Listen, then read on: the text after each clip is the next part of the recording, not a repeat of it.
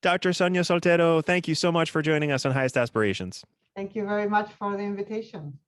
Yeah, it's my pleasure. We've been talking about this for a long time. We had some calendar issues, and we were able to finally make it happen. So I'm really excited about it. I think the timing is great, right before summer vacation. Yes, exactly. Um, which I think we need more than anything now, but that's another conversation for another time.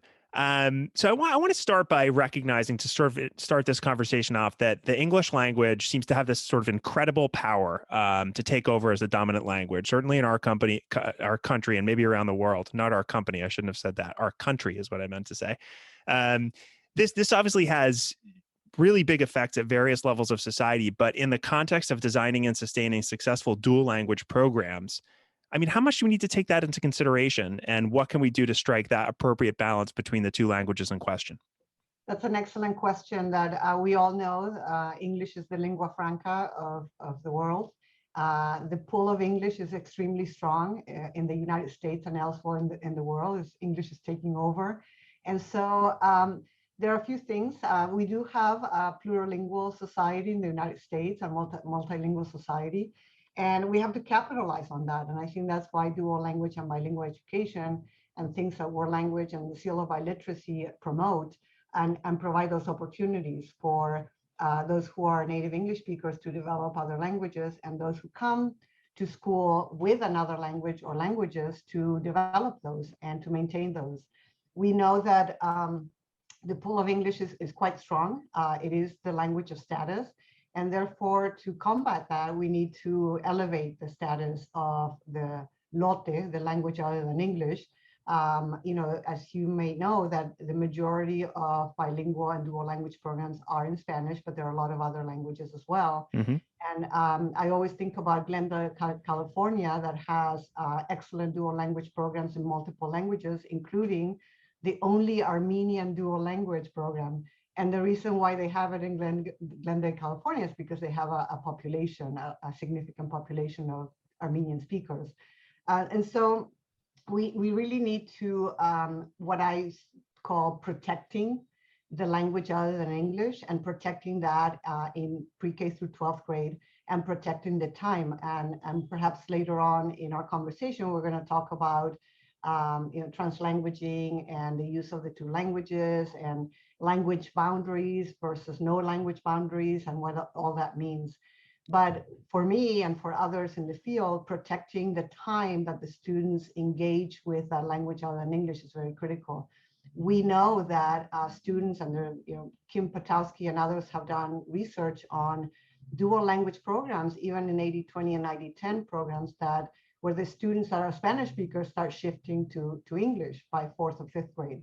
And so that's what we're always fighting against, to protect the language other than English, Spanish, or be it Russian or Chinese. So it's critical that we have that in mind. For dual language programs in schools, it can't be just within the classroom and within the program, but it has to be across the school district, right, to give value and to give a presence and visibility to the language and culture other than English.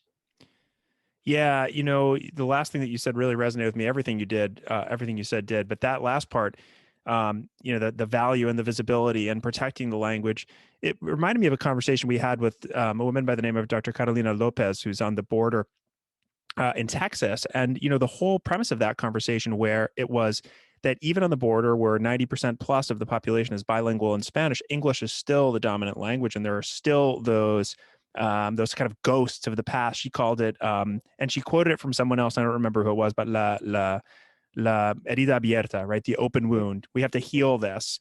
And that's like that ghost of English as the dominant language. And even in those societies where you have a huge part of the population that's bilingual, they still sort of defer to English. So I think that it goes to directly what you were just talking about. Right. And I think also institutionalizing bilingual education, dual language, the Seal of Biliteracy is kind of institutionalized in somewhat respect, because it has been legislated into law in 42 states plus the District of Columbia. So it's like, if it's sanctioned at the highest levels and it's institutionalized at the highest level, that sends a message to society that this is valued, not just for English speakers who are learning, languages as a foreign language, as a word language, but for those who come again with those languages already. And we should capitalize on their linguistic capital that they bring with them, not squander it away.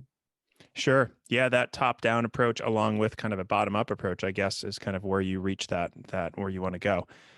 All right. Yeah. And you did talk about we're going to get into the translanguaging and everything like that, which we are. And I want to kind of start to get into that now. My background is I was a high school Spanish teacher for many years, which was a position that I started quite by accident.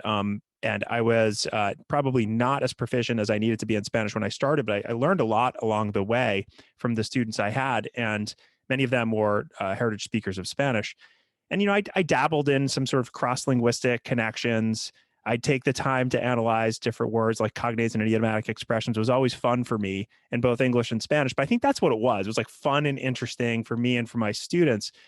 But we now know, and you talk a lot about the topic of these cross-linguistic connections as a way deeper than I think I was going into it. Talk to us a little bit about that. Like, what is the real value of that? Because I was just scraping the surface, and I think many of us are. Right. So the cross-linguistic connections, it's been around, but I think it's come to the forefront in the last maybe 10 years or so. And it's really a critical, we like many scholars in the field, so we're not two monolinguals in one body. We have one body and one brain that shares those 2 or 3 or more languages, and those languages interact in our brains. So we need to bring that to the forefront and teach the cross-linguistic connections. And the more we teach the cross-linguistic connections to the students, the more they start internalizing that and start thinking like you and I will do. I'm always thinking and I'm always looking around when I go outside, when I'm browsing the internet, when I get an email, those things pop out at me, the differences and similarities between, I only speak 2 languages, Spanish and English, and it's fascinating. And so that's what we want the students early on, even in preschool, in kindergarten, to start thinking about how the 2 languages or more languages that they have, how they're different, how they're the same, how they can help or hinder sometimes, right? Yeah, the other language. So I think that's very critical to include that. There is such a, everybody knows about the bridge, that is sort of like an organized and pre-planned lesson around cross-linguistic connections that is very valuable, but it also needs to happen throughout the day. Mm-hmm. Teachable moments. And I call those the 60-second or the 120-second, 2-minute mini lessons when things come up, especially with Romance languages. There are a lot of similarities and things that we can make comparisons. One of the objectives or standards in literacy is compare and contrast. So that's what we're doing. We're comparing and contrasting our 2 languages. And so for Romance languages and English, there's so many things, beyond, and I talk cognates is very, very important, but it has to go beyond cognates. Right. So what do we do beyond cognates in terms of grammar, in terms of morphological aspects of like prefixes and suffixes? The roots, the origins of those words, where do they come from? Having the students do like mini research projects around language, around vocabulary, morphology, and also semantics and pragmatics. So for example, in Spanish, you can have a paragraph that, as you know, that is 1 sentence long. And in English, it's shorter. You run-on sentences are no good. We have run-on sentences in Spanish too, but so it's a different discourse style. Mm-hmm. In writing and also in speaking. In Spanish and other Romance languages, is a lot more going around in circles or embellishing, whereas in English, it's more of a direct get from point A to point B. So those are the kinds of things that go beyond cognates that we need to teach. And then hopefully the students will be so excited and we'll see sort of the magic of those cross-linguistic connections that they'll start loving language and loving, I call myself a word nerd. This is fascinating. Yeah. Yeah, it is. And, it's one of those things like, I don't necessarily want to compare it to learning math or another content area, but it's the same concept as learning to love it, right? Understanding, applying it to everyday situations And I suppose you and I are a little biased because I think we both fell in love with this whole idea of languages in an early age. But there are things that, I've seen my own students, you see the light bulb go off and you see the ideas, and that's a different context because it's speakers of English learning Spanish, but they're seeing those connections. And now, we've heard about metacognition for a long time, like understanding how it is that you learn. And now there's this, I want to go deeper into this new thing that it's not so new anymore, but I think it's exciting. I think a lot of people don't know a whole lot about it. And that's metabilingual awareness, which is what you were just talking about that. But what role does that play in language development, like in both languages? And why do we need to know about that term and sort of how it's played out? Right. So we, like you said, we talk about metacognition, thinking about our thinking, and in the linguistic field and the bilingual field, talking about metalinguistic. So metalinguistic awareness and so thinking about language and how language works, and why do we use language the way we use it, and when do we use it? So registers and all those type of things. And so the metabilingual awareness, something that I coined, that it's more than metalinguistic, is really speaking about the metabilingual awareness between two or more languages, or multilingual awareness, and how the two or more languages compare, contrast, how we can use that thinking of our two languages, how we can use that to our advantage in thinking about, as we write, for example. And so I have two languages in my head, and so I have to sort of, suppress one and activate the other.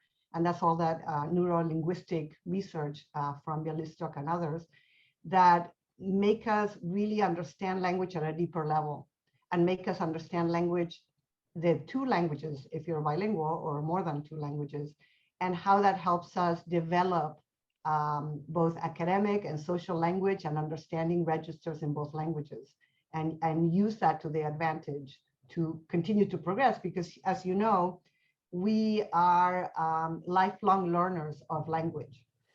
We never arrive, we never achieve full proficiency in any language, because we're always learning. Right. And language is so vast that it's impossible for any human being to completely and entirely become fully proficient in all the variations, in all the content, language specific and professional specific.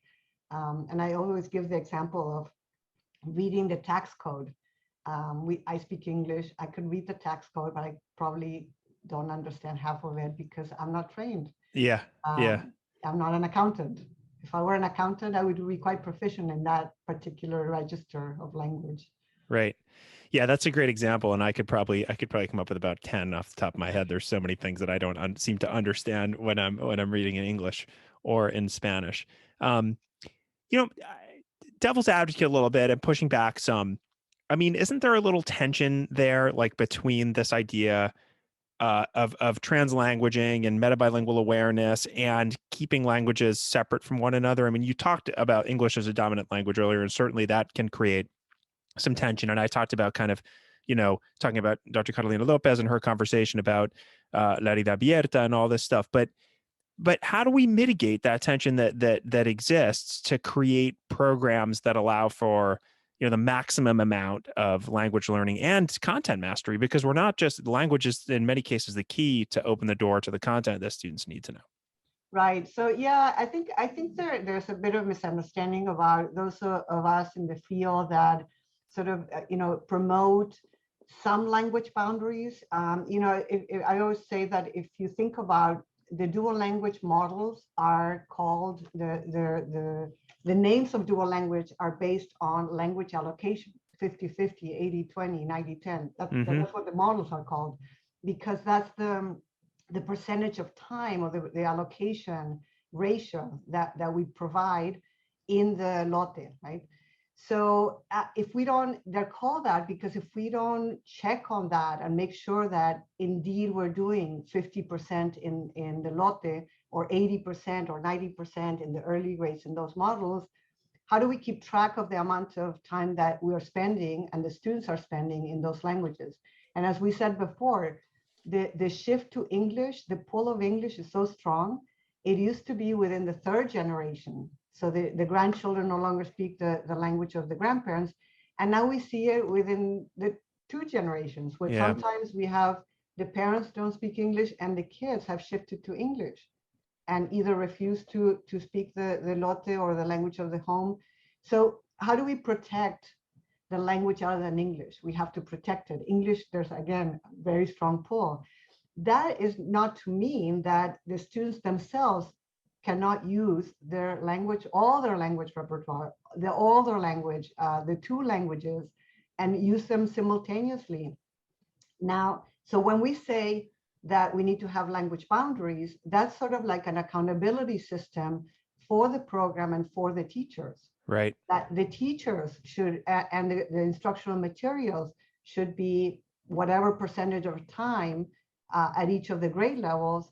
So if I am in an, I don't know, in an 80-20 program, and by third grade I'm doing 60-40, how am I accountable as a teacher and as a program that I'm actually doing that?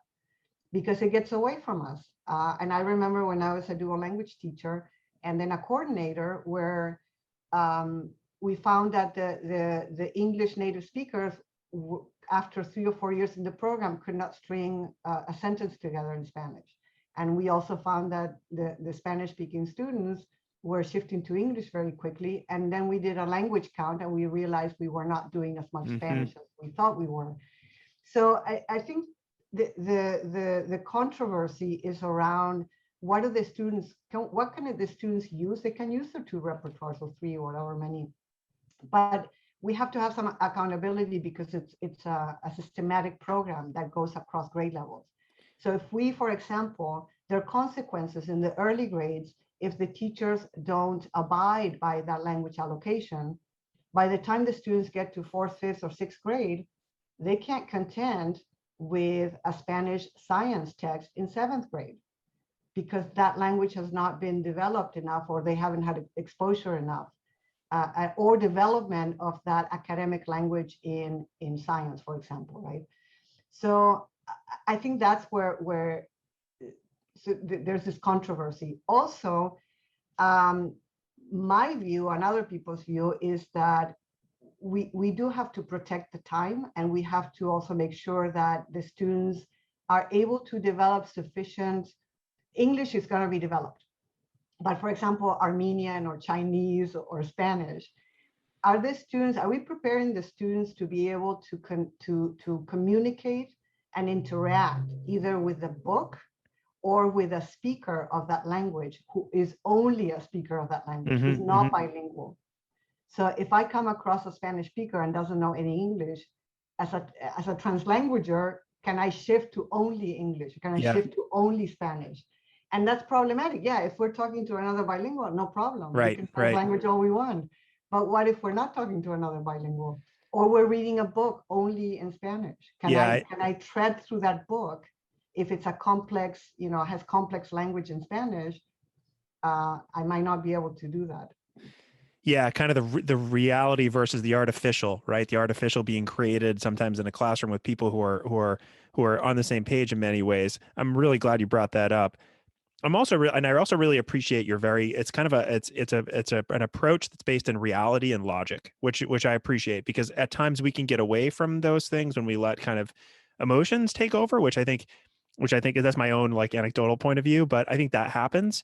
And for you it seems like you're saying, we need those boundaries in terms, and a balance. And a balance, right? It's very much a structure and agency thing. You said many times just now that students can use their whole language repertoire, whatever it is, at their discretion, but it's up to us as designers of programs and as teachers and as school leaders to create programs that ensure the proper structure so that we're making our way in the right direction. And there's also, registers and purposes. So I'm all for having the translanguaging, like poetry in two languages where you mix the language. I love books like that. You can really play with the two languages and make sure that the two languages, the grammatical structures are followed by mixing the two and using the two simultaneously. But there is a place and a time for those kind of things. Right? So I think we can develop that what I call a third language. Spanglish is a third language. Yeah. Can you speak Spanglish? Yeah. and be proud of that, and be, this is fascinating. It can be very rich, particularly in the United States, because there's so many Spanish speakers and bilingual Spanish English speakers. But also, can we separate when needed? Right. Just register and purpose and audience and all those things. Yeah. Yeah. It makes a lot of sense. I really appreciate that response to that question. Very thorough. And I think you actually I was going to ask you specifically about the advantage between maintaining a separation, but I think we got to that. Yeah. I want to try to zoom in a little bit. Each student, no matter sort of what language or languages they're speaking, is going to bring in their own language repertoire to whatever class or whatever context they're in.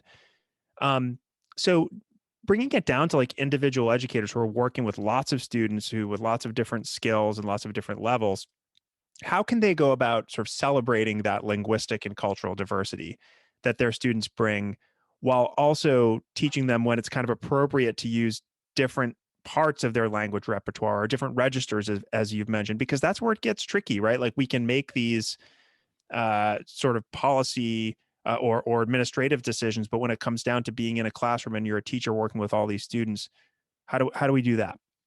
Well, that's interesting, because, for example, I have talked about before, language changes. Language is not static. So we borrow from other languages, and that's a reality, and that has happened for centuries, and that's what language is. It moves, it borrows from other languages, it adapts from other languages. And so, for example, I think it enriches, in the United States, things like parquear.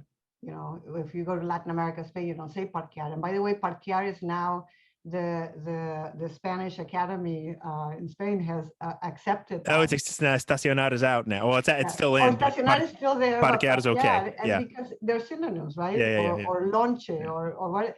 That's normal. That's fine. That's Yeah. not bad Spanish, as some might say.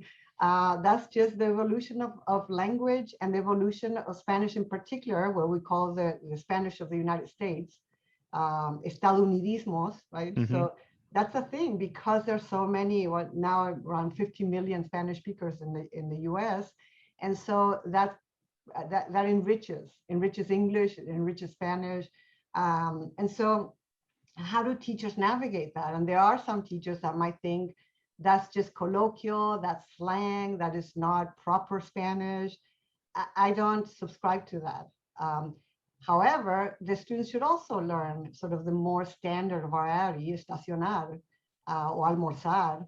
And by the way, that's why Spanish particularly is so challenging, because almorzar, if you talk to people from northern Mexico, which my husband is, almorzar is breakfast. Yeah. And for other parts of the Latin America, well, almorzar is lunch. Yeah. And so this is what teachers need. Teachers need to be linguists in some sense. I need to understand that there are varieties, and as I'm sure the prescriptive grammarians and the descriptive grammarians. I'm a descriptive grammarian. I'm not, what's proper, what's not proper. But there are standard varieties and there are regional varieties, and so we have to consider all of that. And for bilingual Spanish teachers, it is a challenge. I was a bilingual teacher and a dual language teacher. And I had kids from Puerto Rico and Mexico and Central America, mm-hmm. and from Colombia. And there were differences in the way that they expressed not just vocabulary. I remember a Colombian parent that came to talk to me and me estaba tuteando. And so, in other parts of the world, now you're supposed to, be the formal, usted, not tú. Yep. And yet, like in northern Mexico, it's very common for their children to be very formal with usted to their parents. So all those kind of things we need to learn as bilingual teachers. Yeah. And boy, it is tricky and it is challenging. And so I guess it boils down to the understanding that you need to appreciate that language is different and that it changes and that there are different contexts for different things. And if you make a mistake, I guess that you own up to it a little bit, because you're going to make mistakes. I certainly have made plenty with my Spanish. And I borrow from Geneva Smitherman, who has done, she's a linguist scholar, education scholar around African American language. and varieties. And so that's sort of, and I've always been fascinated by her work and others' work on African American language and, you know, Black language, and how that whole concept is very much applicable, especially to the many Spanish varieties that are Spanish varieties around regions of Latin America, but within countries as well. Right. So if you take Mexico, you know, how they speak in Mexico City or in Chiapas or in Chihuahua, quite different. The accents are different, some of the vocabulary is different. So we have to be more open to varieties, regional varieties, borrowing, and the change of language. Yeah, and if we're open, we're not only open in a sense that we're being more accepting, but we're also opening ourselves up to just the vast richness of different dialects in different places, and just learning to respect language more, which I think is an amazing thing. Okay, you know, there's like two more topics that I really want to hit on here. One is a they're both big ones, but one of them is one that we've seen, I think, in a lot of places. That's this idea of gentrification and everybody wanting to have their students in dual language programs. You've called it a boutique approach to dual language. So, I mean, how do we offer equitable access with everything that's going on? We've talked about this in the podcast before. We've heard some good ideas, but it continues to be, I think, a pretty big issue. Yeah, so I think the number one premise for dual language should be the focus is always on English learners, or what I'm trying to get away from using English learners because it's very English centric. Yep. And so I'm now using developing bilinguals. I don't really like emergent bilinguals because they move on from being emergent. They move, you know, they become more proficient as they go along. I will tell you, not to interrupt, but I have had this conversation so many times with folks around elevation, just thinking about like, what is a better name for, like, how can we, you know, but it's just like it shouldn't be so difficult, but it is. But I really appreciate your effort and you bringing it up. Terminology is always, so I'm trying to refer to developing bilinguals. Now, developing bilinguals has a bit of a problem because developing bilinguals could also be the English dominant students in dual language program. They're also developing bilinguals in the LOTE, right? But talking about English as a second language, developing bilinguals who are acquiring English as a second language, it becomes a little challenging in terms of how we look at providing and focusing on their education. They are the ones that come in, you know, trying to catch up with English-speaking students and catch up with the curriculum that is mostly in English, and everything's English-centric in the majority of districts. The assessments, the high-stakes assessments are in English. So the focus should always be on these developing bilinguals who are learning English as a second language. And that's the primacy of any dual language program. And so, you know, Guadalupe Valdez said it a long, long time ago that we have to be very, very careful about the use of English learners for the benefit of English dominant students in dual language programs. Yeah. And so I think the policies, the foundational premises were districts and school leaders, that they have to be very intentional about who is the primary population to provide that bilingual and biliteracy development. Easier said than done. In some districts and in some regions and in some scholars, they subscribe to, you know, dual language should only be one way, should only be for the English developing bilinguals who are developing English as a second language. I don't subscribe to that. I think if a program is well designed with English learners as their primacy focus, then I think they benefit from having access to English-speaking students. Yeah. Yeah, I think you said it right. Easier said than done. But having that premise, I think, and that belief that it should be designed primarily for English learners, I think makes sense to our audience. And I would add to that, and I would be interested to hear what you said, or how you react. Is that if it benefits the English learners, then it's also going to benefit the students who are coming in who are not English learners, right? I mean, Right. the sort of general premise here is that good education and good strategies for English learners are good for all students, particularly when it comes to language acquisition. And I also think that school districts and programs can capitalize in making sure that the English native population or dominant population has access to authentic exposure and learning about the cultures of the language other than English, the Yeah. Lotte, in those programs. So that's sort of that societal Mm-hmm. shift and change to having more openness about others rather Yeah. than have, so we're just focusing on language. We need to really, and that's one of the things that in dual language programs often is left aside. We need to bring to the forefront the cultural aspect of the three universal goals of dual language. One of them is multicultural competencies. And we need to focus on the cultures of the Lotte in those dual language programs. Yeah. And that might be more valuable now than maybe ever. So that's Yes. a key component. All right, one more sort of challenge question that I'm sure people are thinking about right now. I certainly think about it all the time, and we've actually dedicated episodes to this question.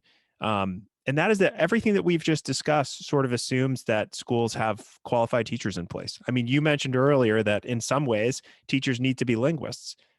This is a challenge. What are some ways that we can go about increasing our pool of teachers to staff successful dual language programs? I mean, there's these homegrown approaches, there's higher education, there's everything in between. What are some ways that you've seen that have been successful? So the seal of biliteracy is a natural pathway. How do we attract those students who are already in middle school or even before and high school, going IP, AP or IB, or getting into language programs, and for those students who were developing bilinguals in elementary and they've continued to develop their native language, and getting them in high school into doing service learning. Some districts require service learning, others don't, and going into elementary schools and sort of getting a sense and exposure to what it's like to be a teacher, what it's like to tutor kids, and getting them perhaps into the teaching profession or starting to think about the teaching profession earlier on. And so all those kids who are getting the seal of biliteracy could be tapped, and not all of them, but some of them. But how do you tap them? It's too late once they exit and go into college. That needs to be sort of be thought out before they leave, and having those exposures to what it's like to teach. So we could incorporate that, the seal of biliteracy, service learning in the field of education. I think teacher preparation, I'm in teacher preparation.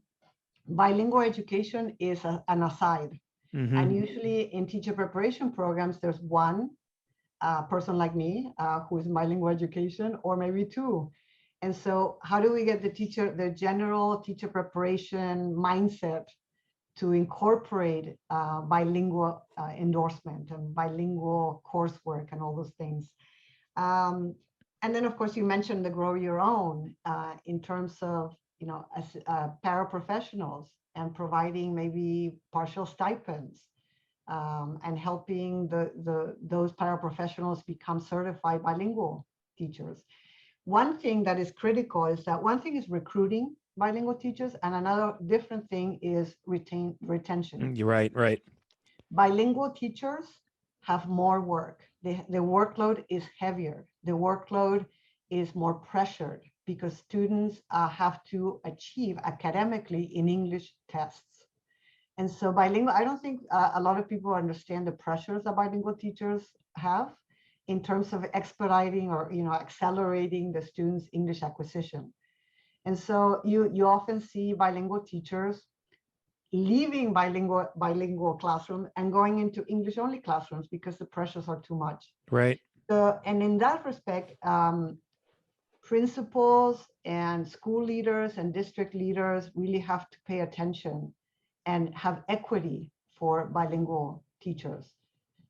What's the equity? more time to plan, maybe less bureaucracy, maybe less paperwork for them to do, not tapping them to translate everything. Yeah. Or they have to on their own find materials in the Lotte. The district should provide those things. So retention is a big problem in general for teachers across the board, but especially bilingual teachers. Yeah, we've seen that too. It's interesting. Again, you bring up the seal of biliteracy, which we've talked about a lot, and I think you're absolutely right about that. But there's this like bottom up and top down approach. Once again, like you need both elements to be working to make that happen. And it's a really, really interesting thing to think about, leveraging the people in our communities who are ready, willing, and able in many cases with a little support to do that work. We talk a lot about family engagement and bringing families in, parents in to help with in schools, and it doesn't have to be a formal thing, but like you can make pipelines that way. I mean, it's proven to be challenging. And I feel like one of the things that certainly when I was just starting out teaching many years ago, and even when I was in school myself, it seemed like the idea was, well, let's bring in teachers from other countries to teach, but that's like a band-aid, right? Because it doesn't last. They don't stay long. They don't become members of the community. There's nothing wrong with it. I mean, it's a nice thing but yeah, you notice I didn't mention that. I did. Yeah. That is nice, but the problem with that is that number one, they usually only have visas for 2 years. It's expensive for a district to do all the paperwork and all of that. But also, in my experience, is that even here in Chicago public schools, is that they don't have the infrastructure, and in other districts that I worked with in New York and other states, they don't have the infrastructure to do the onboarding, to do like a comprehensive onboarding of the types of. Oftentimes, these teachers come from school systems that tend to be more traditional. There are differences, there are cultural differences, there are climate differences, there are differences in approach to how we teach and discipline and all those kind of things. And the onboarding is not sufficient. And oftentimes these teachers don't do well, not because they're not good teachers, but because they haven't had that sufficient training Right. to shift the mindset of how they did it in their home countries and how they're doing education here. Yeah, it seems like it might be like a temptation for a quick fix when actually over time it's going to cause more work and cost more money. And you want longevity, right?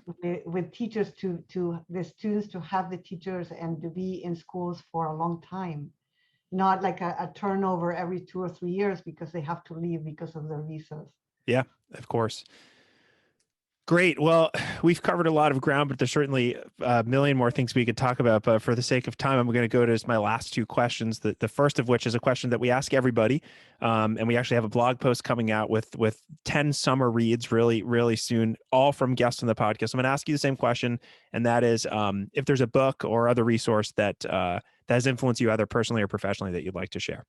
Yes, so I think the first one of the first books a long time ago, the first edition of Sonia Nieto's Affirming Diversity, that book had a huge impact. It's now in the 7th edition, and she has a co-author, Patty Vogt.